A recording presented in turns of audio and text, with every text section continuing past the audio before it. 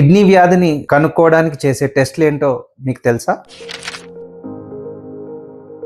నేను doctor Krishnamraju, senior consultant nephrologist, care hospital and one life clinics, Visalakshi Nagar, Vizag. Kidney వ్యాధిని కనుక్కోవడానికి ముఖ్యంగా 3 టెస్టులు చేయాల్సి ఉంటుంది. Number 1, complete urine examination. అంటే మన యూరిన్ ని కంప్లీట్ గా అనలైజ్ చేయడం అన్నమాట. ఇందులో యూరిన్ లో ఏమన్నా ప్రోటీన్ లీక్ అవుతుందా, లేకపోతే రెడ్ బ్లడ్ సెల్స్ అంటే బ్లడ్ ఏమన్నా పోతుందా, యూరిన్ ఇన్ఫెక్షన్స్ లేదా గ్లూకోజ్ ఇవేమన్నా లీక్ అవుతున్నా అన్న విషయాలు మనకు తెలుస్తాయి. రెండో test serum creatinine. Serum creatinine అనేది ఒక రకమైన blood test. Normal serum creatinine 0.6 to 1.2 మధ్యలో ఉంటుంది. ఈ క్రియాటినిన్ అన్నది బాడీలో వేస్ట్ లెవెల్ అన్నది ఎంత ఎక్కువగా ఉంది అన్నది సూచిస్తుంది. కిడ్నీ పనితీరు తగ్గినట్టయితే ఈ క్రియాటినిన్ అన్నది మెల్లమెల్లగా పెరుగుతుంది. ఇంకా మూడో ముఖ్యమైన టెస్ట్ అల్ట్రాసౌండ్ ఆఫ్ కిడ్నీస్. ఇది ఒక స్కానింగ్. ఇందులో కిడ్నీలు యొక్క నిర్మాణం అన్నది మనకి క్లియర్ గా తెలుస్తుంది. అల్ట్రాసౌండ్ లో కిడ్నీలో